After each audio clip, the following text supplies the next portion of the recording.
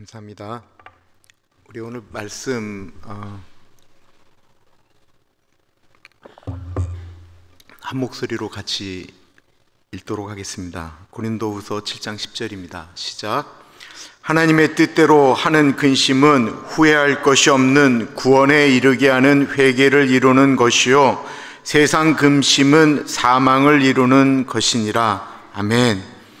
지난 월요일에 요한복음 3장 16절에는 세 가지가 있다라고 말씀드렸어요. 하나는 하나님이 세상을 이처럼 사랑하사라고 하는 말씀을 통해서 이 세상에 가장 위대한 사랑의 이야기가 있다라고 말씀드렸습니다.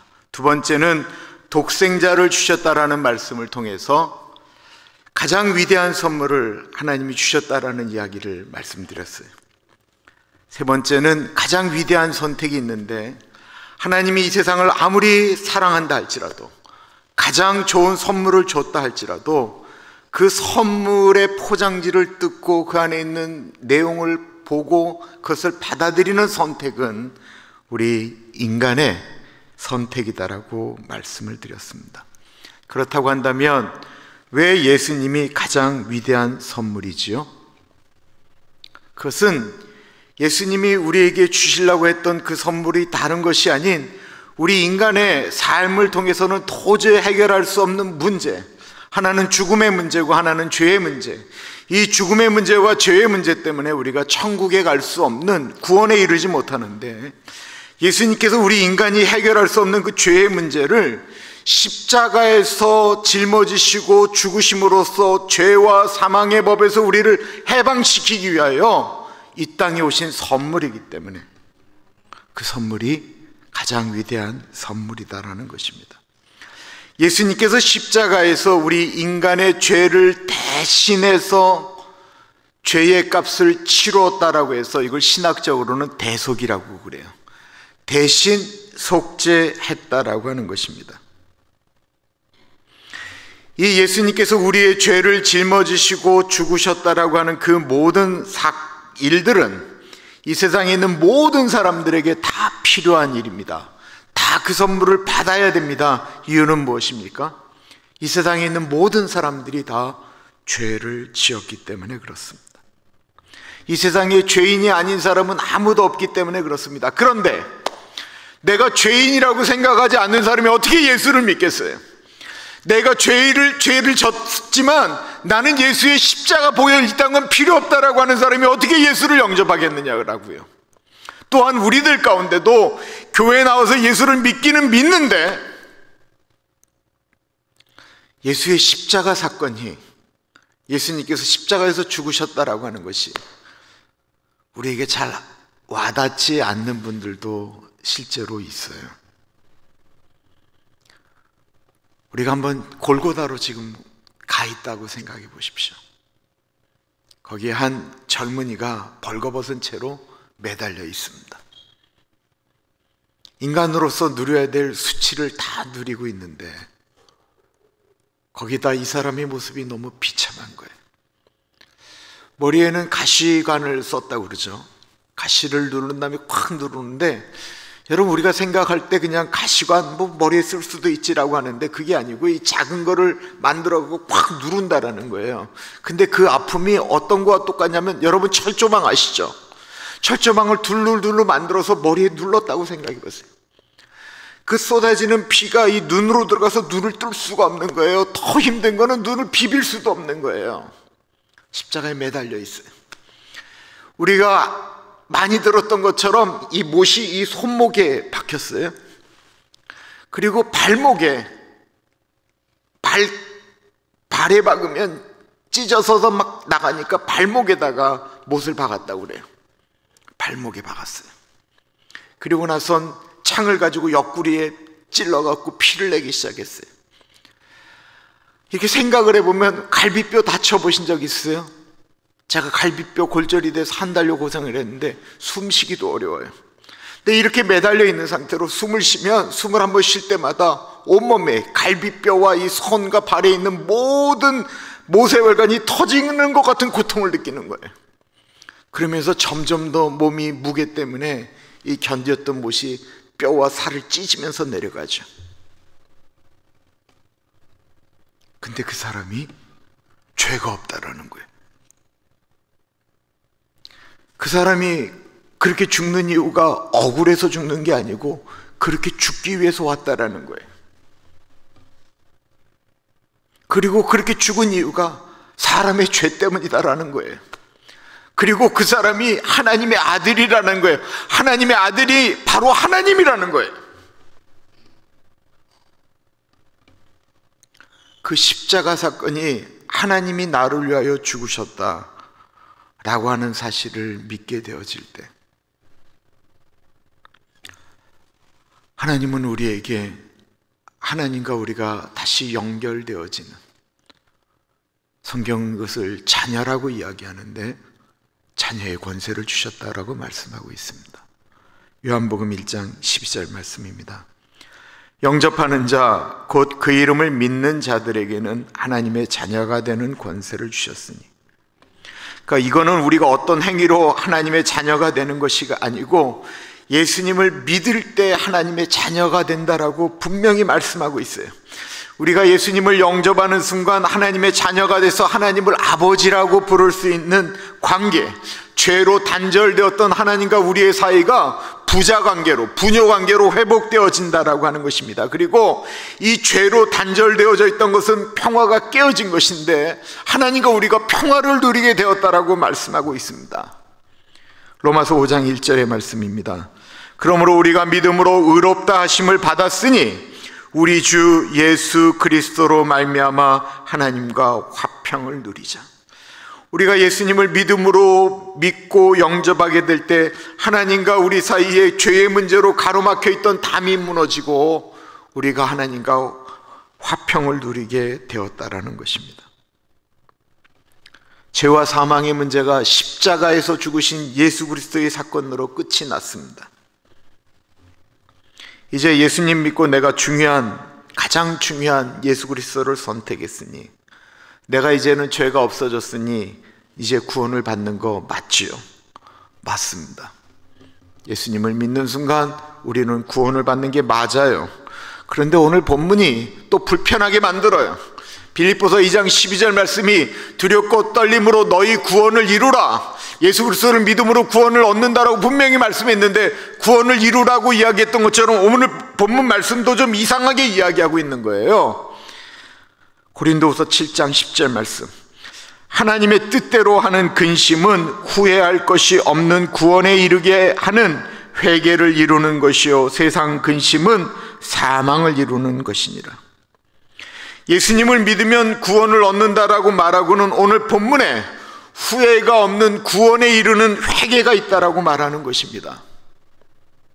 이 말은 무슨 말일까요? 한번 생각해 보세요. 예수를 믿으면 구원에 이르는 회개, 그러면 이 구원을 공통분모로 놓으면 예수를 믿는 것과 회개하는 것은 똑같은 일이다라는 거예요. 예수를 믿는데 회개하지 않는 구원은 있을 수가 없다라는 거예요. 예수님을 믿는데 내가 죄인이기 때문에 주님 용서해달라고 하는 회개가 없는 구원은 있을 수가 없다라고 지금 말씀하고 있는 것입니다. 즉 예수님이 나의 의지와 상관없이 십자가에서 죽으심으로 우리가 죄의 용서를 받은 것은 분명하지만 그 구원을 내가 예수님께 예수님 내가 그것을 믿습니다라고 고백하고 그것에 대한 합당한 삶을 살아가는데, 다시 전제를 이야기할게요. 내가 예수님을 영접합니다. 예수님을 영접하시겠습니까? 라고 이야기하면 내가 영접하겠습니다 라고 사람들이 얘기할 수 있어요. 근데 왜 영접하죠? 내가 죄인이라고 생각하는 사람만이 예수님을 구주로 영접하는 거예요. 내가 죄인이라고 생각이 안 되면 예수를 영접할 필요가 없어요. 예수님은 아무 필요가 없어요. 내가 죄인이 아닌데 어떻게 예수님이 필요하겠어요?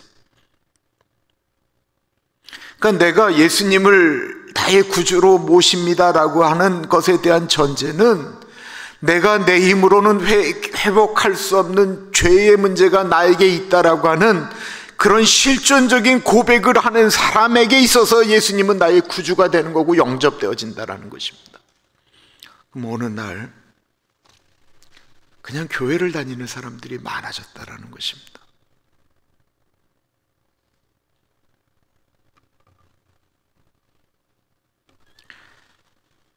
사람이 언제 회개를 합니까? 죄가 견딜 수가 없을 때, 죄가 인식되어질 때도 회개하지만 성경적인 회개는 그거가 좀 다른 거예요. 아까 말씀드린 그 십자가에서 나를 위하여 죽으신 예수 그리스도의 십자가 은혜가 너무 견딜 수가 없을 때, 내가 이런 정말 더러운 죄를 짓는 것 때문에 예수 그리스도께서 십자가에서 죽으셨다라고 하는 것이 몸소리치게 느껴질 때, 그때 사람들은 회개라고 하는 것을 하게 되는 거죠. 그러므로 회개를 한다라는 것은 우리가 예수님에 대해서 분명히 이해가 될 때 하게 되는 것입니다. 오늘 꼭 명심하셔야 돼요. 우리가 구원을 얻는다라고 이야기할 때 너무 쉽게 생각하면 안 된다라는 것입니다. 다시 우리는 골고다로 들어갑니다. 골고다에 유명한 강도 두 사람이 좌우에 있었어요. 우리는 그 강도 중에 한 사람이 구원을 받은 것을 잘 알고 있습니다. 어느 분이 내 평생의 소원이 그 강도 같은 거라는 거예요. 그게 무슨 말씀이세요? 그랬더니만 평생 내 하고 싶은 일 다 하고 마지막 순간에 주여 나를 기억해 달라고, 당신의 집에 나를 기억해 달라고 이야기할 수만 있으면 그것처럼 럭키한 게 어디 있느냐라고 말씀하는 거예요. 저도 아멘 그랬어요. 우리가 그럴 수 있으면 얼마나 좋겠어요. 근데 한번 자세히 보세요. 두 강도가 있었어요. 한 강도는 예수님을 조롱하는 거예요. 네가 하나님의 아들이면 너와 우리를 좀 구원하라고 이야기를 해요. 이 사람에게 없는 게 뭐가 없습니까? 자신이 죄인이라고 하는 인식이 아예 없어요. 악만 남은 거예요. 나 십자가에 매달은 저놈들 죽어서라도 내가 저주할 거라고 하는 그런 마음만 있는 거예요. 그런데 한쪽 죄인은 그게 아니었어요. 그는 십자가에 달려있는 순간 자기가 얼마나 큰 죄인인가를 깨달았기 때문에 예수님에게 구원을 요청한 거예요. 누가복음 23장을 볼게요. 달린 행악자 중 하나는 비방하여 이르되 내가 그리스도가 아니냐 너와 우리를 구원하라 하되, 하나는 그 사람을 꾸짖어 이르되 내가 동일한 정죄를 받고서도 하나님을 두려워하지 아니하느냐? 우리는 우리가 행한 일에 상당한 보응을 받은 것이니 이에 당연하거니와 이 사람이 행한 것은 옳지 않은 것이 없느니라 하고, 이 사람은 자신이 죄인인 것을 깨달았습니다. 그리고 하나님을 두려워하지 아니하느냐라고 하는 말을 통해서 자신이 죄인이기 때문에 하나님을 만나는 것 자체가 너무 두려운 거예요. 죄인은 하나님을 만나는 걸 두려워해야 돼요. 죄의 문제가 해결이 안 되면 우리는 지옥으로 갈 수밖에 없기 때문에 그렇습니다. 그랬기 때문에 그는 자신의 죄의 문제를 자기가 해결할 수 없다라고 하는 사실을 알았기 때문에 예수여 당신의 나라에 임하실 때 나를 기억하소서 하니, 예수께서 이르시되 내가 진실로 내게 이르노니 오늘 내가 나와 함께 낙원에 이르리라 하시니라. 이 은총은 아무에게나 임하는 게 아닙니다. 평생을 죄인이라고 말은 하지만 그거에 대한 죄책감 없이 평생을 살던 사람이 죽기 전에 예수님 내가 죄인입니다 라고 고백하며 죽을 수 있는 확률이 얼마나 되겠어요? 예수를 믿으면서도 자기가 죄인이라고 느끼지도 않고 살았던 사람은 예수님을 엄밀한 의미에서 못 만난 거예요.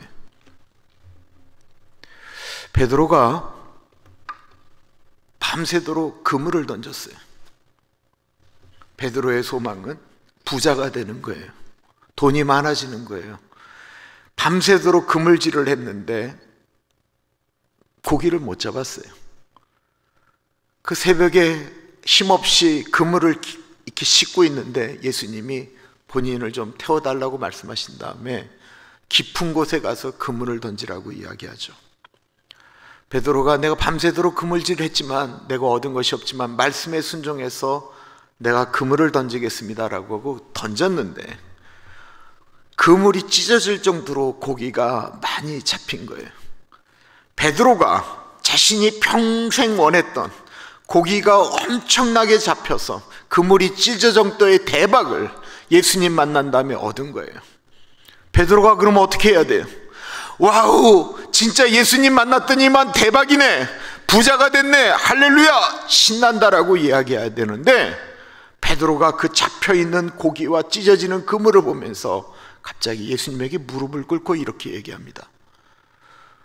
주여 나를 떠나소서, 나는 죄인이로소이다라고 고백합니다. 예수님을 만나는 사람은 자기가 죄인이라고 생각하는 사람이 예수님을 만나는 거예요. 예수님을 구주라고 영접하는 사람은 죄의 문제를 내가 해결할 수 없다라고 생각하는 사람만 예수님을 구주로 영접하는 거예요. 그러니까 교회를 다녀도 내가 죄인이라고 생각을 안 하고 말은 그렇게 하지만 이 세상에 죄 안 짓는 사람이 어디 있어라고 하면서 자기 마음대로 사는 사람은 자기가 죄인이라고 생각 안 하는 거예요. 그 사람이 예수님을 믿는다라고 하지만 그거 정말 구원에 이르는 회개는 한 번도 안 하는 사람일 가능성이 높다라고 하는 것입니다.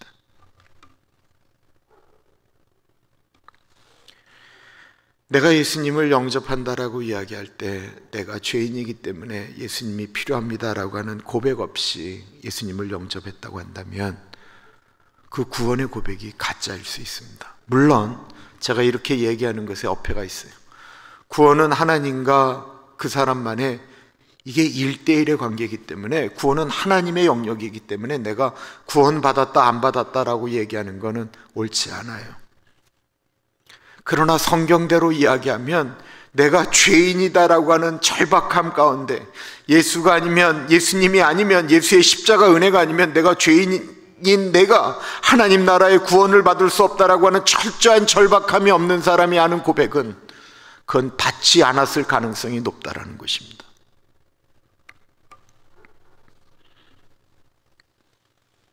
그럼 여기서 회개한다라는 말에 우리는 고민을 하게 됩니다. 저는 제가 예수님을 만났던 그날을 잊을 수가 없습니다.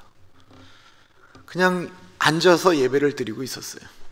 수련회 우리 후배가 돈을 내줘서 할 수 없이 가서 예배를 드리는 그 현장에 뻔한 설교 제목을 갖고 목사님이 말씀을 하셨어요. 최재선 박사님인데, 벌레만도 못한 나를 사랑하신 하나님.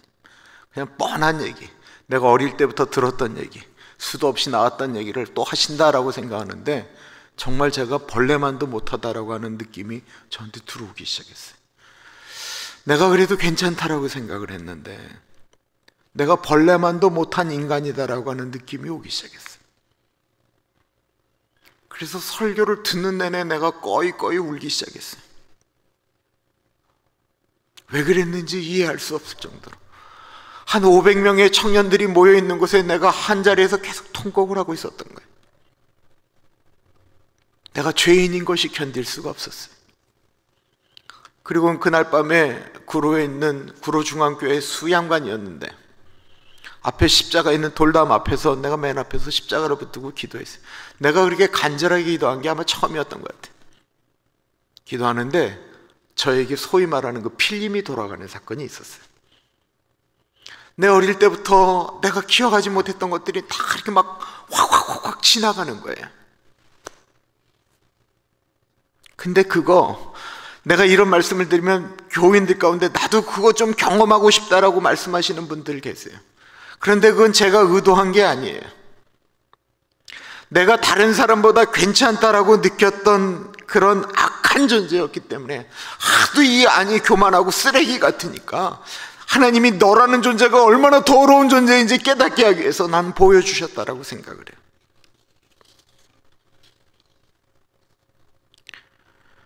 방언하지 않아도, 어떤 체험을 하지 않아도 내 자신이 죄인인 것을 깨닫고 예수님 아니면 나는 구원받을 수 없는 존재다라고 고백하는 사람들에게 하나님은 모두 구원을 주십니다. 십자가의 은혜를 가리켜 값없이 주시는 은혜라고 분명히 말씀하고 있죠. 값없이 주셨습니다. 너무나도 소중한 선물을, 아들을 주심으로 주셨기 때문에 소중한 은혜인데 값없이 주셨어요. 근데 요즘 말씀 자주 나오는 것처럼 값없이 주셨다고, 공짜로 주셨다고 싸구려는 아니잖아요. 근데 십자가의 은혜가 어느 순간부터 교회에서 이게 싸구려가 되고 사은품이 됐다라는 거예요. 어떤 거 그냥 교회에 나오면 그냥 하나 그냥 선물 주는 것처럼 예수 그리스도의 십자가 은혜가 값없이 주었다고 하니까, 공짜로 주었다고 하니까 싸구려로 생각한다라는 것입니다. 오늘날의 기독교의 위기입니다. 근데 이것은 오늘날만의 일이 아니었다라는 것입니다. 두렵고 떨림으로 너희 구원을 이루라. 후회할 것이 없는 구원에 이르는 회개, 이런 말이 왜 나왔겠어요? 초대교회 때도 그랬다라는 거예요. 구세군 창설자인 윌리엄 부스의 성탄절이 되면 구세군의 종소리가 나잖아요. 윌리엄 부스인데 1912년에 이분이 돌아가셨어요. 이분이 돌아가시기 전에 기독교의 위기에 대해서 말씀을 하셨어요. 그분이 말씀하셨던, 지금으로부터 거의 110년 전 윌리엄 부스가 했던 기독교의 위기와 오늘날의 위기가 다른지 한번 보십시오.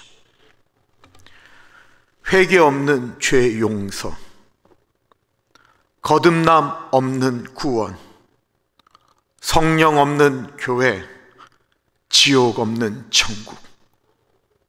110년 전에 영국의 윌리엄 부스가 얘기했던 것과 오늘날 기독교와 너무 똑같다라는 것입니다. 즉 예수님을 믿는데 여전히 자신의 죄악을 즐기면서 육신의 정욕과 안목의 정욕과 이생의 자랑을 펼치는 수많은 기독교인들이 본인들이 구원받았다라고 이야기하고 있다는 것입니다.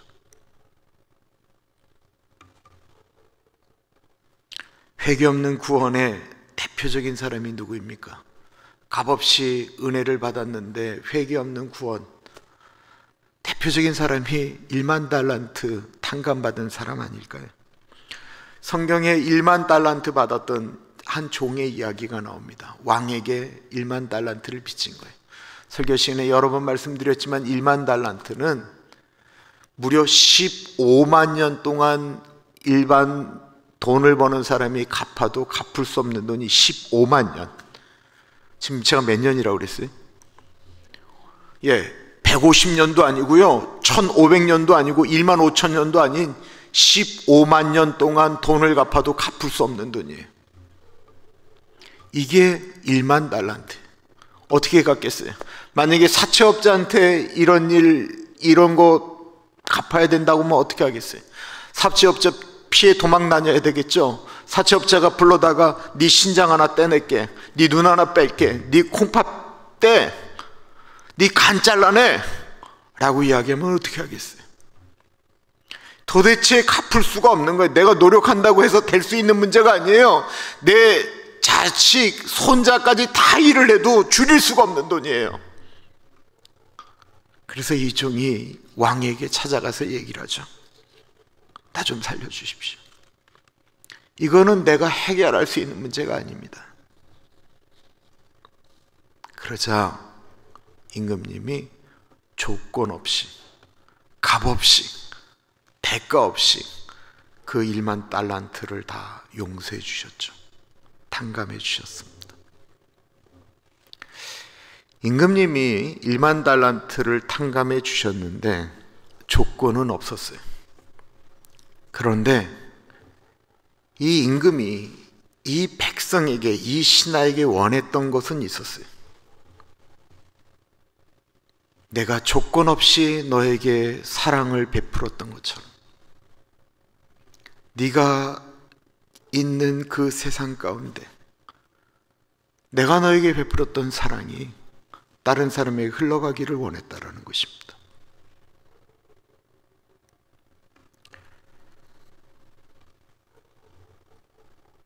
그런데 그 일이 이루어지질 않았습니다. 에베소서 2장 8절과 9절 봅니다. 너희는 그 은혜에 의하여 믿음으로 말미암아 구원을 받았으니 이것은 너희에게서 난 것이 아니요 하나님의 선물이라. 행위에서 난 것이 아니니 이는 누구든지 자랑치 못하게 함이라. 은혜로 말미암아 하나님께서 구원을 줬어요. 1만 달란트는 그 사람이 아무것도 한 게 없었어요. 그냥 갚을 수 없는 거를 그냥 용서해 주셨어요.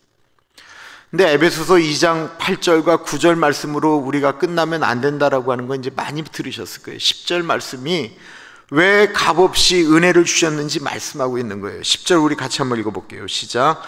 우리는 그가 만드신 바라 그리스도 예수 안에서 선한 일을 위하여 지으심을 받은 자니 이 일은 하나님이 전에 예비하사 우리로 그 가운데서 행하게 하려 하심이니라. 선한 일이 무엇입니까? 죄된 삶에서 돌이켜 사는 거예요. 하나님 뜻대로 사는 거예요. 값없이 구원을 주신 그 대속의 은혜를 내가 감사하면서 그렇지 않게 사는 것이 하나님께서 원하시는 선한 삶이에요. 1만 달란트 빚진 사람이 모든 것을 탕감받고 다시 세상으로 나가게 됐어요. 세상으로 나가다가 갑자기 자기한테 돈을 빌렸던 100데나리온 빌렸던 자기 친구를 만나게 된 거예요. 그러자 그 친구에게 뭐라고 그래요? 그 친구를 붙잡아서 너 내 돈 갚으라고 얘기합니다. 그러자 이 친구가 내가 곧 갚을 테니까 나를 좀 놔달라고 하니까 너 그거 갚기 전에는 못 나간다고 감옥에 쳐놓은 거예요. 이 사람에게 없는 게 뭐예요? 임금님이 나의 죄를 용서하셨다라고 하는 그 은혜가 없는 거예요. 마치 오늘날 수많은 예수 믿는 사람들이 십자가의 은혜를 모르기 때문에 밖에 나가서 함부로 사는 대표적인 케이스와 똑같은 거예요. 하나님의 용서를 15만 년 동안 갚아도 갚을 수 없는 것을 용서해 줬더니만 그 용서를 싸구려로 여겼다라는 것입니다.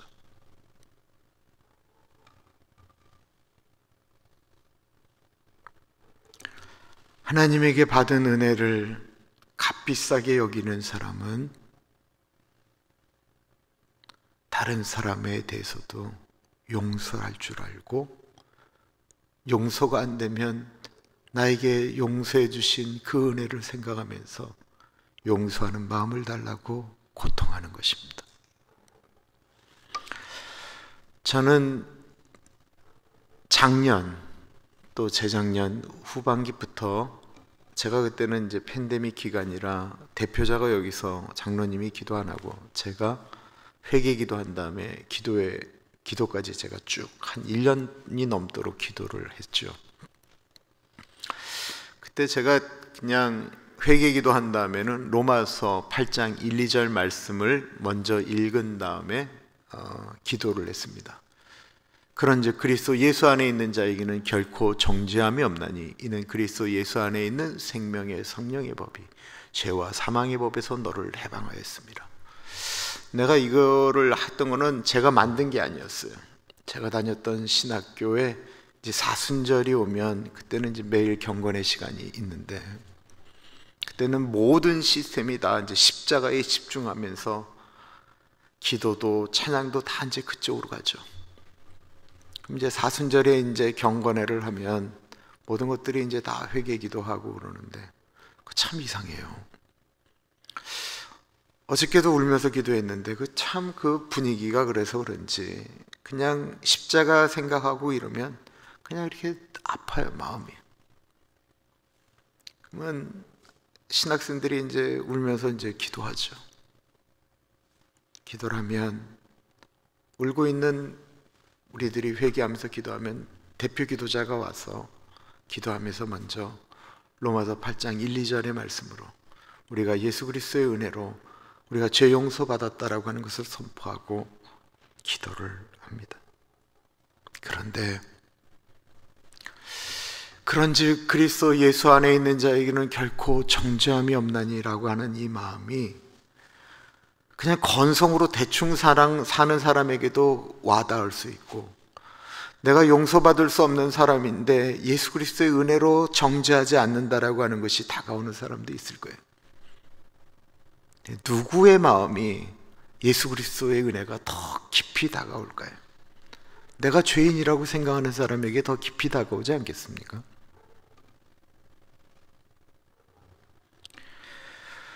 정직하게 살았던, 괜찮게 살았던 바리새인들도 회개했고요, 세리들도 회개를 냈습니다. 근데 삶의 모습에 보면 바리새인들이 더 깨끗하게 살았죠. 그들은 철저하게 살았습니다. 그들은 신앙생활, 헌금생활 완벽했어요. 그렇게 생각하다 보니까 자기들한테 십자가의 은혜가 필요했겠어요? 하나님의 구원의 은총이 필요했겠습니까? 그러니까 이 사람들의 기도는 잘난 척이었어요. 자기들이 하나님 잘 섬겼다라는 거예요. 근데 세리들은 그렇지가 못했어요. 이 사람들은 큰 소리로 기도하는 것 자체도 힘들었어요. 너무 부끄러우니까, 너무 어려우니까 우리 저 성전 기둥 뒤에서 기도했어요. 나는 죄인입니다. 하나님 나를 불쌍히 여겨주십시오. 하나님은 시편 51편 17절에 하나님께서 구하시는 제사는 상한 심령이라 하나님이여 상하고 통회하는 마음을 주께서 멸시하지 아니하시리이다. 고통하며 아파하는 사람에게 예수님이 말씀하시는 거예요. 그리스도 예수 안에 있는 생명의 성령의 법이 죄와 사망의 법에서 너희를 해방하였다. 사도행전에 베드로가 이스라엘 사람들에게 설교하면서 이렇게 얘기합니다. 너희가 회개하고 돌이켜 너희 죄 없이함을 받으라. 이같이 하면 유쾌하게 되는 날이 주 앞으로부터 이를 것이요.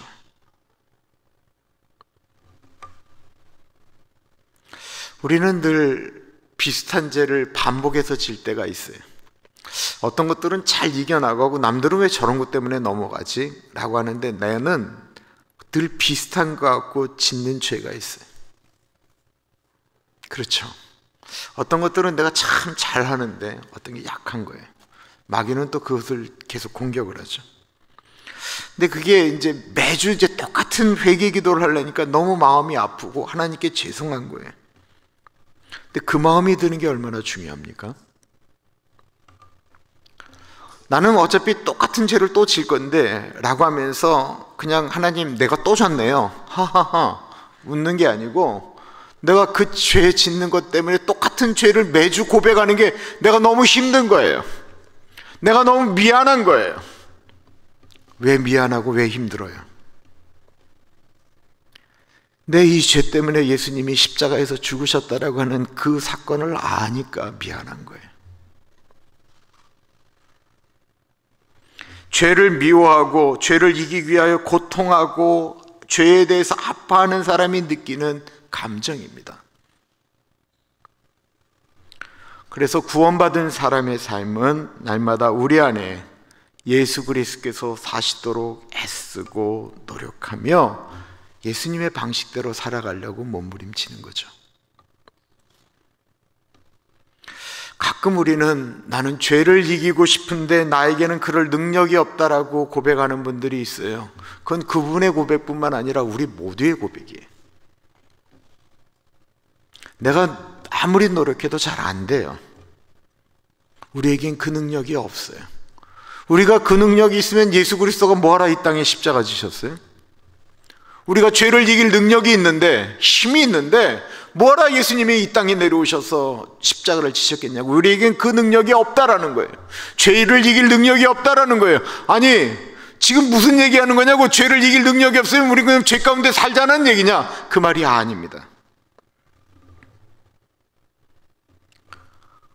앞에 언급한 구원론의 기초는 죄인인 우리를 예수 그리스도께서 십자가에서 죽으신 그 십자가의 은혜로 우리가 구원받았다라고 하는 것이 구원론의 시작이에요. 예수의 보혈, 예수의 피를 얘기하는 거죠. 사실 이게 21세기에 사람들이 잘 얘기하고 싶지가 않은 거예요. 예수의 피로 우리가 구원을 얻었다. 예수의 보혈로 구원을 얻었다. 그래서 요즘 교회에서 안 부르기 시작한 찬양들이 있는데 그게 보혈 찬송이라는 거예요. 보혈 찬송을 거의 부르지 않기 시작했어요. 그게 사람들한테 불편한 거예요. 안 맞는 거예요. 무슨 예수의 피 때문에 구원을 받는다라고 하는 것보다 우리가 착하게 살아서 구원을 얻는다라고 하는 말이 도리어 사람들에게 설득력이 있는 거예요. 왜 설득력이 있느냐? 내가 죄를 이길 수 있다라고 하는 착각과 혹은 내가 죄인이 아니다라고 하는 착각에 사는 사람들이 너무 많기 때문에 그렇습니다. 모세 시대 마지막 재앙이 장자가 죽는 거였어요.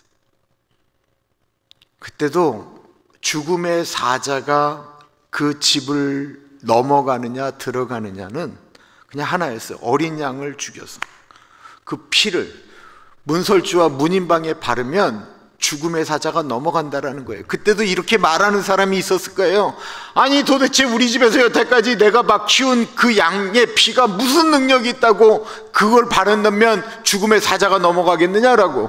우리가 좀 상식적으로 생각하고 우리가 좀 이성적으로 생각을 해야지 그 피가 무슨 능력이 있겠느냐라고 이야기하면서 피 바르지 않았으면 거긴 죽었다라는 거예요.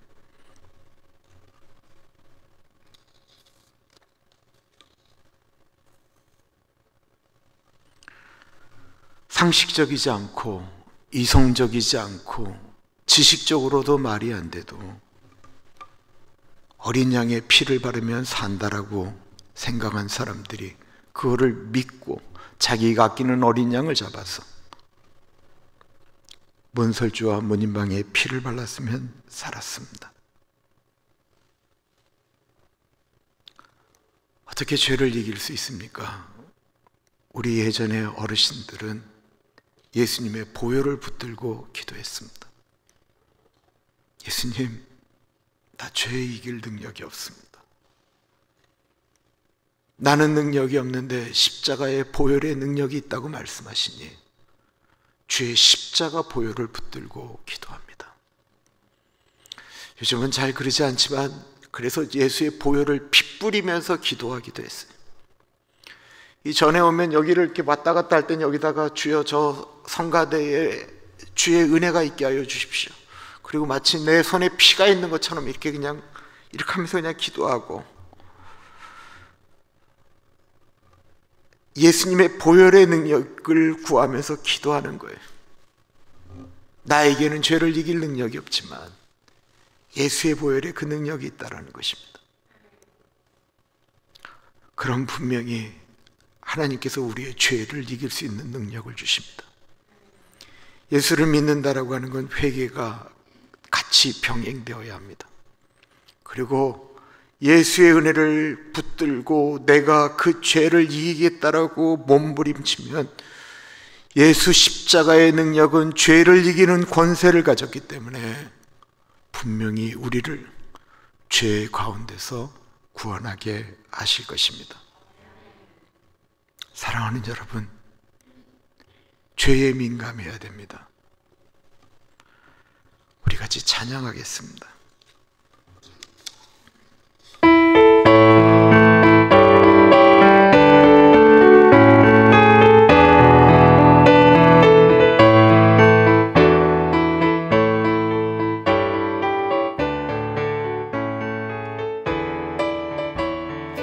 죄에서 자유를 얻게 함은 죄에서 자유를 얻게 함은 보혈의 능력 주의 보혈 시험을 이기고 승리하니 참 놀라운 능력이로다 주의 보혈 능력이 있도다 주의 피 믿으오 주의 보혈 그 어린 양의 매우 귀중한 피로다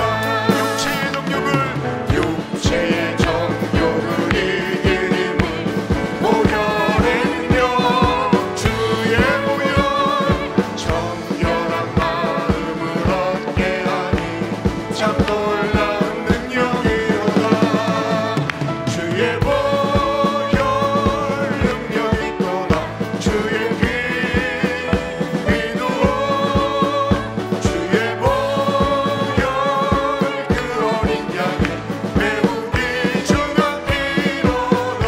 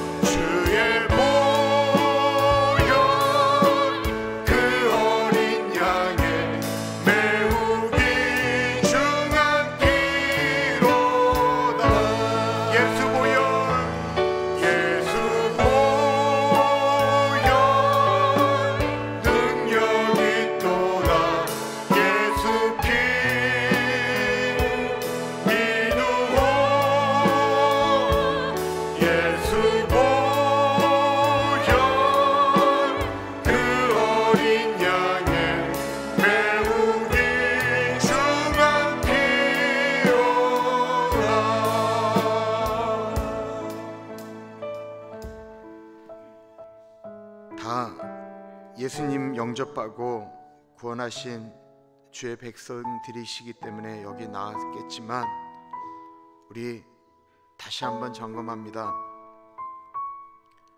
예수님, 나는 죄인이고 예수의 십자가 은혜가 아니고서는 구원받을 수 없는 존재입니다. 주님, 제가 내 죄를 회개하며 주님 앞으로 나옵니다. 주님, 나의 죄를 용서하여 주십시오. 나는 이런 문제 때문에 늘 넘어집니다. 나는 이 문제 때문에 늘 하나님 앞에 갈등하게 됩니다. 예수님의 보혈로 나를 씻겨주시고 내가 이 죄를 이길 수 있는 능력을 주십시오. 주님, 나에게 그 능력을 주십시오. 주의 십자가 보혈을 붙들고 나아가오니 주님 도와주십시오. 우리 옛날 부흥회 때 고백하였던 것처럼 주님 3번 부르고 난 다음에 주님의 보혈을 의지하며 기도하겠습니다. 주여